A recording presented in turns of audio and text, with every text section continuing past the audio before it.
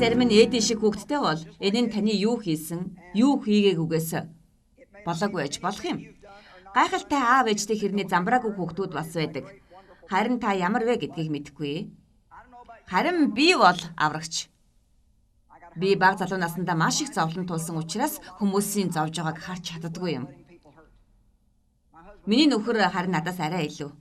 Би юу хэлэх гээд байна вэ гэхээр хүүхдүүдэд хариуцлагын өөрүүлэх тал дээр миний нөхөр надаас арай илүү дээр гэж хэлэх гээд байна л да. Одоо бидний хүүхдүүд бүгдээрээ том болцгоосон, бурхандаа талархъя. Бүгдээрээ тэд сайн хүмүүс болцгоосон. Гэхдээ олон удаа Дэвид хоёрын дунд шийтгэлийн талаар хурц царай үүсдэг байсан шүү. Тэгээд л хийж болохгүй зүйлсийг бид тэдэнд ойлгуулсан. Би нэг зүйлийг хэлье. Та ямар ч харилцаа эхэлсэн байлаа ч гэсэн хэр ухаалаг эхэлж байна гэдэгтээ баттай байгаарай. Яагаад гэвэл хэн нэгэнд харилцаж эхэлсэн байдлыг чинь л дараа тэд хүлээдэг юм шүү дээ. Та хэн нэгэнд өгсөн эрх мэдэл нь жилийн хугацаатай горилго найдварыг бий болгодог юм шүү.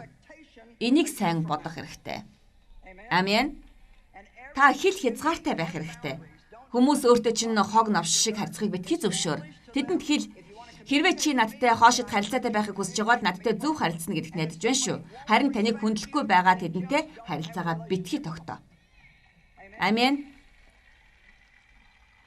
Хэрвээ таны гэрлэлт асуудалтай байгаа бол эхнэр юм уу нөхөр чинь таныг хүндлэхгүй байгаа бол гэртээ хараад чамаас салж болно гэж Жойс хэлж байна гэж хэлээд гисэн үг биш шүү. Би ийм зүйлийг ерөөсөө яриаггүй. Би өөрийгөө хамгаалах ёстой. Би ийм зүйлийг яриаггүй. Харин би тантай хүндлэлгүй харьцаж байгаа бол надтай битгий харьцаарай. Учир нь та үнцэнтэй хүн шүү дээ. Та бол бурханд үнцэнтэй. Та өөрийгөө хүндлэх хэрэгтэй. Бас та бусад хүмүүсээр ч хүндлүүлэх ёстой. Таныг ашиглах, хүчирхийлэх, элэг барих, тантай хог навш шиг харьцахыг битгий зөвшөөр.